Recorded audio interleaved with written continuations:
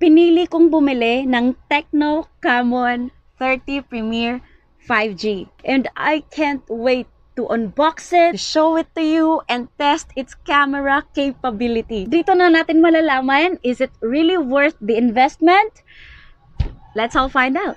Hey guys, it's me again, Jean, and welcome back to my channel. Today's video is a very special one because I'm finally upgrading my filming gear. And let me tell you why I made this decision. Nagsimula akong mag-create ng YouTube videos, guys, mga ilang taon na rin yung nakalipas bilang isang part-time passion. To be honest, hindi para sa pera, kundi para sa pag-boost ng self-confidence ko. I've always been so passionate about creating contents on YouTube and in other social media. Ngunit isang malaking hamon talaga para sa akin, yung pag-film sa labas. Mahiyain talaga akong tao publicly, at kapag naka-mirrorless camera ako, pag hawak ko yung mirrorless camera ko, hindi talaga maiiwasang may magtanong kung vlogger ba tayo, gano'n. Siguro yung iba, masasabi na, eto na yung chance ko na dumami yung subscribers ko. But para sa akin, pag tinatanong ako ng gano'n, I really feel uncomfortable. Siguro kasi, until now, hindi pa rin kasi ako ganun ka-confident sa sarili ko and sa mga contents na mga ginagawa ko, gano'n. So, yun. But despite my fear of crowds and lack of self-confidence due to acne, since acne survivor nga tayo, guys, I've been working so hard on improving myself. I'm eager to enhance my content quality by slowly upgrading all my setups, my editing skills, kahit wala tayong kalam-alam in the first place, and overall presentation. That's why I decided to upgrade from my Huawei Nova 3 iPhone to Realme C25, and then now to my Sony a6000, the one I'm currently using right now, which has been with me through thick and thin. Gayunpaman, I realized the limitations of my current phone's camera quality. That's why I decided to invest in a new phone. Yun na nga, matapos ko mag-research at manood ng mga tech vloggers tulad ni na Pinoy Tech Dad, si Miss Mary Bautista, Unboxing Diaries, and iba pang mga foreign vloggers, pinili kong bumili ng Tecno Camon 30 Premier 5G. And I can't wait to unbox it, to show it to you, and test its camera capabilities. Guys, this is the real thing, and I'm so excited to unbox this one.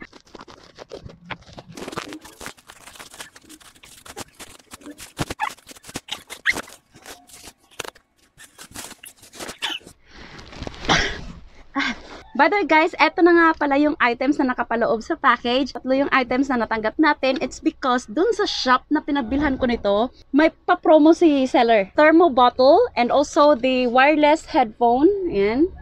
Yan po. So, eto na nga pala yung water bottle, guys. Napaka-simple lang naman ang design sa harap at sa likod. Masasabi ko, maganda yung quality based sa weight pa lang. Kung maririnig ninyo ito, guys, para talaga siyang papel de liha. Yung texture, kumbaga. Ayan, no? Pag naglagay ka daw ng cold water nito, naglalast siya up to 24 hours. Pag hot water naman, 12 hours, 500 ml. Guys, comment kayo dyan sa ibaba kung sino man yung nakaka-relate na kapag bumibili ka ng thermos, tinatanggal mo yung takip, tapos pinapakinggan mo yung ugong niya sa loob. Sino sa inyo yung gumagawa nito? So, next item tayo sa package is itong wireless headphone na Bravo B1. Ooh, 38 hours daw na music playing. Tapos, yung standby time nito is 500 hours. Ang ganda ng claim. So, unbox lang natin. Anderito sa loob yung headphone. Parang user manual to, guys. Ito yung headphone. Alam ko na kung bakit headphone yung libre, guys. Kasi, itong Tecno Camon, sa pagkakaalam ko, wala siyang headphone jack. Wait! Anyari, ano to? Hala, magnet? Bakit nagmamagnet? Saglit. So, anderito yung mga libreng earbuds. Yun, yung rubber. Tapos, yung USB cable. First time ko magkaroon ng headphone na ganito. Oh, I love it. Wait. Oh, diba? Nung gamit ko, ito, tapos pinalakasan ko, wala akong marinig. Kahit boses ko, hindi ko rinig. Ang lakas niya. In fairness, okay, ang lakas. At saka ang ganda ng bass. I'm using the TNW OTG microphone. Yan, nakakit na po siya sa dibdib natin. Kasi ito pong si Tecno Bravo B1, hindi po nagpo-function sa Tecno Camon 30 Premier 5G natin. Ginawa ko na po ang lahat, pati settings, etc. Wala pa rin. As in, hindi talaga gumagana. So, nag-try din kami ng another headphone na Bluetooth device. Ayaw ding gumana ng microphone pagdating sa pag-video recording. Gumagana siya sa tawag, sa music, ganon. Pero pagdating sa video recording, walay talaga ang mga Bluetooth devices. So, OTG ang pwede dito kay Tecno Camon 30 Premier 5G. Finally, eto na nga yung Tecno Camon 30 Premier 5G and I'm so excited. Let's see what's inside the box. Tanggalin lang natin itong sealant na to, guys. And by the way, guys, I'm not a tech expert. I'm also not a gamer. I mean, I play games, but not too much. I'm just going to read and try some of the specs, guys, ha. But if you want a more detailed review, please consider watching the tech vloggers I've watched. So, yeah, here we go. Yeah, magic! Wow. Okay, babasahin ko lang muna itong nasa box, okay? The Tecno Camon 30 Premier 5G is a 512 gig ROM and 12 gig of RAM plus another extended 12 gig of RAM. So, a total of 24 gig RAM na siya, guys. It has a 60 times hybrid zoom. Sony IMX890 steady night portrait. Naka-NFC na din ito, guys. Yung audio nito from Dolby Atmos. By the way, guys, yung provided warranty nila is 12 plus 1. So, a total of 13-month warranty. Yung pinili ko is the Lava Black. Kunin lang natin yung phone. Pagka-open mo nito, yung pinaglagyan ng phone, may libreng case siya, guys. This one is made of plastic. Hard plastic po siya. Hindi po siya basta-basta nabibend. Meron po siyang parang mga grade dito.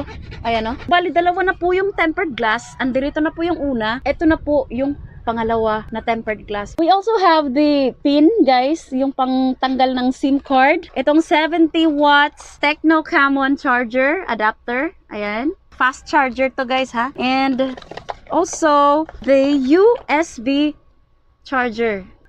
Oh, there we go. The Tecno Camon has Sony imaging chip, Ultimate 5G 8200 MediaTek Dimensity, Quad 50 megapixels, main camera of Sony IMX890, 60 times din yung hybrid zoom nito. Ano yung periscope lens? Parang hindi ko alam yun, but if you guys know, the better. Okay? Para hindi na ako mag-explain. 1.5K LTPO AMOLED screen, 70 watts yung ultra charge nito, Corning Gorilla Glass, I don't know what number, kasi hindi naman nila in-indicate. Anyways, eto na nga pala yung phone mismo. Yung sa likuran po, maganda po yung grip, guys, ha. Andirito nga pala yung logo ng Tecno Camon. Ito po ay made of leather, yung likuran nito. And it has this silver metallic accent. Yung tatlong camera, andirito po. So, 1, 2, 3. And ito po yung OIS ISP Sony sensor. Andirito naman po yung flash. And sa pagkakaalam ko, ito pong small dot na nandito, umiilaw po siya ng red pag nag-film ka po ng videos. So, indication po yan na good to go na yung video shoot mo. Sobrang bigat po ng cellphone na to, ha? Yung gilid nga pala nito, guys, is made of aluminum. Actually, sinasabi nila makapal. Hindi naman ako nakakapalan. Wait, start nating i-compare. Medyo mas makapal siya sa Nova 3i ko. Or pareho lang ata. Yeah, parang pareho lang naman. Andirito nga pala sa kabila yung turn on button. Kabila naman, andirito yung dalawang volume up and down button. Sa ibabaw, we also have a Dolby Atmos speakers. Tatlo po yan. Yan. Tapos, ewan ko kung ano yung purpose ng dalawa dito. Hindi ko alam. Dito naman sa ilalim, andirito yung another Dolby speakers, charging port, and the SIM card slot. Dual SIM po siya, guys. By the way, guys, this phone also claims that it is splash-proof and water-resistant. And also, yung sa drop po, kahit mahulog, may distansya po siya kung ilang meter, ganoon. Hindi ko na po gagawin yung mga ganoon, yung ihuhulog yung phone or babasain ng tubig. Masyadong mahal po itong phone na to. Para lang lagyan ng dents and babasain. Wala na tayong pang replace. Hindi tayo katulad ng ibang mga tech vloggers kasi, guys, na may budget para doon at meron ding mga extra phones para if ever man na magkaroon ng komplikasyon, may another phone na ulit na isasaksak. Masyado po akong sentimental pagdating sa mga gadget. Masyado ko pong mahal yung mga gadgets ko. Kaya until now, nagtatagal po talaga sila kahit 7 years pa po yung phone mo or more. Very unnecessary na po na lagyan ko po ng dents yung bagong phone ko para lang sa review na to. Okay? Doon po kayo maghanap sa ibang tech vloggers. Wag po dito. Anyway, try nating ilagay yung phone case sa ating Tecno Camon phone. Ito po yung itsura ng Tecno Camon 30 Premier 5G pag may phone case. Mas better siya. So far, okay, ha? In fairness. Okay din yung grip. Let's turn on the phone, okay? Kasi excited na ako magamit siya. Parang natatakot ako dito sa gilid kasi medyo slide yung feeling. I mean, nadudulas pa ganun. Ayan, na-turn on ko na po. So, try ko lang i-set up itong phone muna natin, guys. Especially sa Wi-Fi connection. Medyo may katagalan pa yung pag-set up. And here we go. We're good, everyone. We're good. So far naman, guys, sobrang bilis naman po ng respond. Wala pong delay. Mabilis po talaga siya, guys. Oh, see? And now, I'm doing my screen recording dito po sa phone na to para makita nyo po yung kung ano yung pinagagagawa ko. Ayoko nang i-drag pa kayo ng sobrang tagal, okay? Mamaya ko na halukayan yung mga apps na kasali dito. Andirito tayo para i-try yung camera capability ng phone na to. That's what we're going to do. Now, let's test the camera and we'll compare, guys, some of the raw captured shots versus the edited shot. And also, yung pong mga shots na may flash. Dito na natin malalaman, is it really worth the investment? Let's all find out. So, pagka-open natin ng camera app, didiretso tayo dito sa AI cam na may 0.6 wide angle shots. We have the 1 times. Yan po yung default.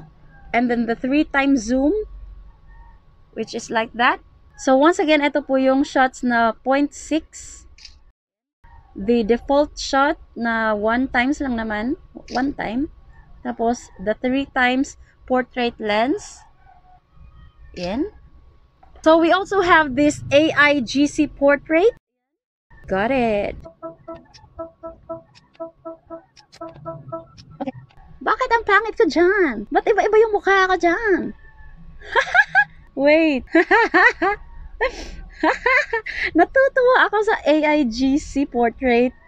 Wow. So let's proceed dito sa ating portrait. Sa shots na to, itong portrait, pwede mong i-change yung resolution, like pwede mong i-full, pwede ding dito sa 4:3 na ratio, ayan, 1:1 na ratio. So, try natin itong f4.0 na default dito, guys, ha. So, meron din tayong AI Smart Beauty Effect. Pwede mong i-smooth yung skin mo, yung skin color mo, slim yung face. Pero usually, talagang no effect ako dyan, guys, kasi pag nag-i-edit ako, raw lang muna. Kasi nawawala yung detail masyado sa subject pag nilagyan mo ng beauty filters, okay? Naka-turn off po yan. We have here the 23mm shots. Try natin i-click yan. Tapos 23mm na may flash. Para makita nyo po yung diferensya. Tapos we have here the 35mm. And also we have here the 50mm. The 70mm shots. We also have an AI smart body. Dito, pwede mong mapaliit yung katawan mo and everything. Pero sa akin, again, no effect tayo dyan, guys. Let's keep it real, okay? Let's go dito sa Super Night. 0.6 wide shot. The default 1 times. And then the 3 times Super Night shots portrait lens. Good morning, everyone. Kakagising ko lang. And mamalaki po tayo dito. So let's try muna dito sa AI Smart Body and AI Face, no? This is my bare face, once again. So try natin ito Ultimate Video Enhancement. Kung napapansin nyo, yan po yung may Ultimate Video Enhancement. And then, no effect po. So let's try the Smart Body, AI Smart Beauty Effect, Smart Beauty pala. Tapos, we have the AI Makeup. Ito po yung pag may AI Makeup ka. Ang ganda bro. Laki ng pimples dito lang yan. Ouch. Don't touch. Baka ma-infected. So we have the First Love. The Venus. Oh, fiery. We have the Charming. We have the Nude. We have the Natural. Neptune. Again, no effect po yung lola nyo dyan. Okay, try natin once again yung makeup. Diba? Kita nyo na yung diferensya. Dito tayo sa beauty effect. Yan, tingnan nyo itong smooth skin. Naka 5%. Automatic po kasi AI Smart Beauty. So, wala na tayong dapat i-adjust pa dito. Pero ayan, no effect yung lola ninyo. Ito po yung reality. Without filters. Alright. Oh, try natin yung Ultimate Video Enhancement. Pag na-click mo yung Ultimate Video Enhancement, automatic, makakancel po yung AI Smart Beauty effect. Yun lang. Gusto ko idagdag sa inyo yung mga filters. Para mapakita ko po sa inyo kung ano po yung mga filter effects ng phone na to. So, kung napapansin nyo, naka-turn on po yung video enhancement natin. Yan. Ganyan po yung Ultimate Video Enhancement pag naka-turn on. So, ito naman po pag naka-turn off. Diba? Pansin nyo ba yung edges? Yung contrast? So, pag naka-turn on yan, ganyan. Tingnan nyo yung edges. Diba? And also, naka-turn on din yung stability. Ultra steady is on. Ganyan. Turn on natin. 30 frames per second. 1080p. Now, pag na-try ko pong i-click itong any of the filters, automatic po na mawawala po yung Ultra Steady at saka itong Ultimate Video Enhancement. Yan. See this? Yan. Tingnan nyo sa ibabaw. Hindi, wala po talaga tayong makikita ng Ultra Steady and Video Enhancement dyan. Pag filters po yung ginamit nyo. So we have the Professional, we have the Vibrant, we have the Nostalgic. Marami. Tingnan oranges. Ano itong Prairie? Yan. Pink Dream. Depende po talaga sa kung ano po yung bet ninyo. Alright? Dito naman po tayo sa effects. So dito po makikita ninyo po yung raindrops, snowfall, old film. Oh, nice. shutter. Yan. We have also the flare, the scan live. Oh, I love it. Dito naman sa frames, we have the like that 2.35:1 with the vignette thing, or vignette, the recording. Nice. 35mm film. We have a 16mm film, 8mm film. Yan lang po yung mga frames and effects. Now dito, balik tayo sa filter guys. Try natin si professional. Yan. Tapos turn on natin yung flash. So ito po, sure. No? Yan. Ito po si vibrant, nostalgic, and everything. So no effect muna tayo dyan guys. Pag walang effect, pwede na pong i-turn on itong ultimate video enhancement. And, excuse me, and itong si ultra steady. Pero pag may effects, may filters and frames, automatic po na mata-turn off po yung ultimate video enhancement and the steady is off. May auto focus, auto exposure lock na pala ito guys. Down natin para magkaroon ng contrast. So there's no need para lagyan mo ulit ditong ultra video enhancement. And since tapos na tayo dito sa mga pictures, so sa video naman guys, we have here the effects, the filters, and everything. And again, no effect tayo dyan guys. So dito naman, pwedeng choice mo yung bokeh style or yung pinospots. Gusto ko yung no effect lang muna. Meron tayong mga effect dito na mga makeup. And also, the beautification and all. Okay? No effect tayo dyan sa beautification. Pag na-press mo itong sa gitna, ayan, lalabas po yung watermark, auto frames per second. Pwede mong i-mute yung record, to AI focus. Ito po yung steady on, steady off. Dito naman yung may 4K 60 frames per second, 4K na 30 frames per second, 1080p 60, and 1080p 30 frames per second. Dito muna tayo sa basic na 1030 FPS video without the steady mode. Okay, so ito po yung capture ng normal na video. Okay, ito po yung 0.6 na wide angle na video, and ito naman po yung default na 1x na video. So, ito po yung gulo ng shots natin. Tapos, ito naman po yung 3x na zoom. Normal na 1080, 30 frames per second na shots. Okay? Try nating i-turn on yung ultra steady ng camera. Balik tayo sa 0.6. Ito po yung 0.6, 1080p, 30 frames per second na shots. Then, ba't ayaw maklik ng 0.3? Siguro ida-drag. So, yan po yung 2x zoom. Hindi po natin magawang mag 3x zoom dito sa ultra steady. 2x zoom lang po siya. So this is 1080p 30 frames per second, 1x zoom. Ito po yung sitwasyon pag walang flash. So mapapansin niyo yung diferensya. Okay, once again yung lights lang po natin is galing lang po sa computer. So this is 1x zoom without flash, with flash. Ayan.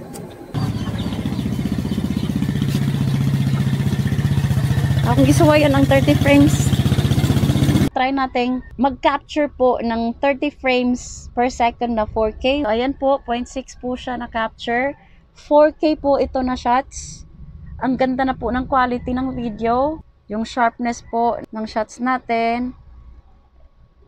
Medyo hindi siya ganun kabilis, no? May pa-flicker po siya, ganun. Try nating mag-video ng may flash. Ayan, times 2 na flash. Ito yung pinaka malakas na flash.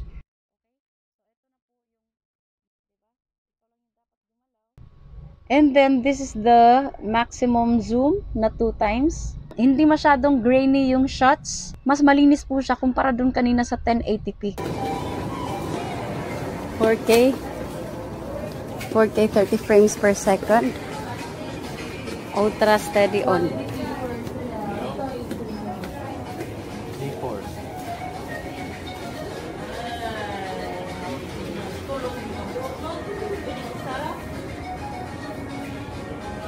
We have here the 60 frames per second. So, eto na po. Click lang natin. Ang without flash. 4K 60 frames per second. Maganda po talaga yung quality ng camera. Super linaw. May pa 10 times zoom po sila. Dito tayo sa zoom. Okay. 4. Oops. 2. Yan. So, ayan na po. Kahit malaki na po yung zoom natin, napakalinaw pa rin po ng camera. Ayan. Ayan. Dito po, makikita nyo na po yung pagiging grainy. Pero so far, okay naman. Ayan, kung napapansin niyo, klarong-klaro pa rin naman. Sa 6x zoom. Ayan o. Try nating i-turn on. So, try nating i-turn on yung steady shots. Na-turn on ko na po. Ito po yung shots na 4K, 60 frames per second. Ang 1x lang. Ako kung sa'yo na niya sa tatong 4K, kung sa kuwan. Ultimate video enhancement na, ayun, ba? Parang mauro na nata. Dili ba, boosted ba yung color? Ang contrast, ayan. Uy, wala promotion yan, guys. Yan yung kinakamit namin. Bawal promote. Pero pag may freebies, tanggap lang tayo na tanggap. Para i-review, di ba? Kani siya naka-ultra steady 1080p, 30 frames per second. Nya naka-kuan ultra ano ultimate. Si Just nawag.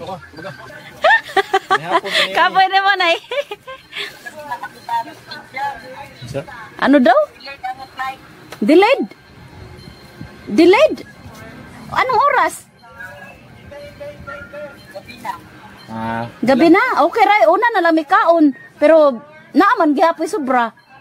Mag-pray sa eroplano ha. Sa baba. Mag-pray ka kako sa loob ng eroplano. Nga safe kayo makauwi. Oh, wag kalimutan. Try natin some more ulit. Alam naman natin kung ano yung time-lapse everyone. And yung slow motion din.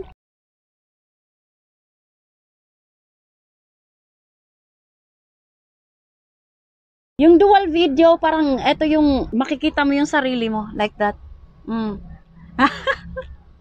Ganyan tayo eh. Oh, parang nahihiya ako. Ano yung sky shop everyone? Oh, aim at the sky. Try natin yung sky shop kung gaano kalinaw yung shots nito. Sky not detected. Obviously. Pero ang ganda ng shots. Damn! Tingnan nyo naman. Nako. Anyways, we have the documents. What? Please keep the document border intact. Document. Ganun ba yan? Anong dapat i-correct? Ay nako, ano yung AR space? Okay, alam na natin. Okay. Pro, manual po na pagset ng mga shutter speed, ISO, white balance, autofocus, ganun. Pwede po kayong mag-manual na settings. Depende po sa bet ninyo. Ito naman po yung super macro. Ito po yung tinatry kong i-captured. Itong gift for you. Water bottle natin. I mean, ng thermo bottle. Tinitingnan ko po kung gaano po kalayo yung distansya para ma-captured ko po yung sharpness ng text. Ayan. Malapit na po. Captured ko na po dito. Shoot macro photos with 25 cm to the subject. Isang ruler, 12 inches, ganun. Bago nyo po ma-captured yung 5 times na zoom. Pero, sa 1 times lang naman, captured na captured. Kahit ilapit nyo po, captured nyo po yung text talaga sa 1 time na zoom. Dito tayo sa 2 times, ganun pa rin. Ilapit mo ng bonggang-bongga, captured na captured pa rin yung text. Okay, ito po yung walang steady shots, 1080p, 30 frames per second na walang steady shots. Ayan, inaalog-alog ko po yung phone. Tingnan nyo po yung heartbeat ko. Makikita nyo po yung parang bug, ganun. With flash. Ayan. Whoa, yeah. Paano nagkaroon ng flash yan?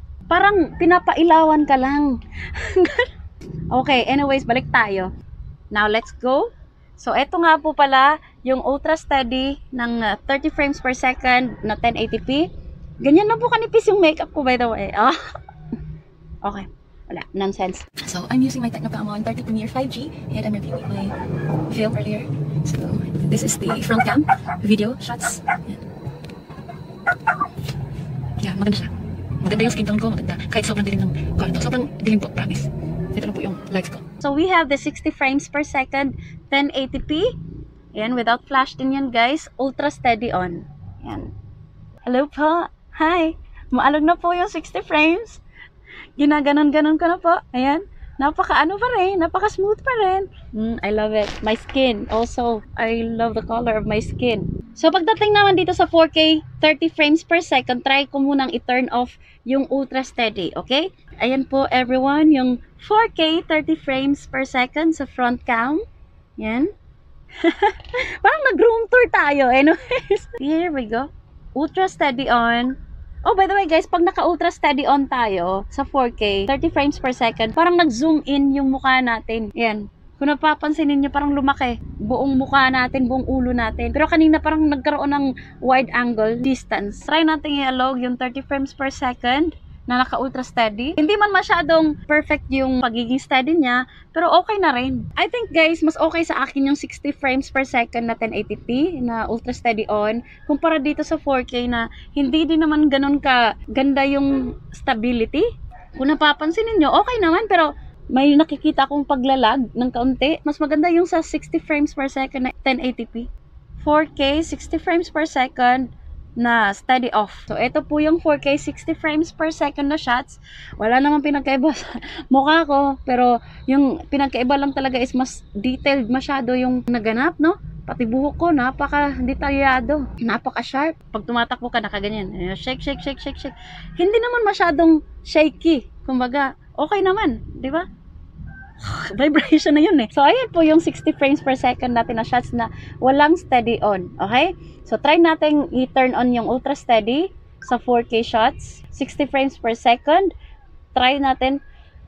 Okay. Okay. Pag ginalaw ko po yung ultra steady on, bumabalik po ulit tayo sa 1080p, 30 frames per second. Both front and back camera po, wala pong 4K 60 frames per second na ultra steady on. 4K 30 frames per second lang po siya available. By the way, itong sa settings guys, may indicator light tayo. Notify of video recording and countdown. Ayan, i-notify natin yan guys. I-turn on natin. Pag nag-captured po kayo, automatic po na nagto-turn on yan. Record, ayan. Umiilaw po kasi tinurn on na po natin yung indicator light sa settings. Try natin i-compare yung edited one. So, try natin mag-edit.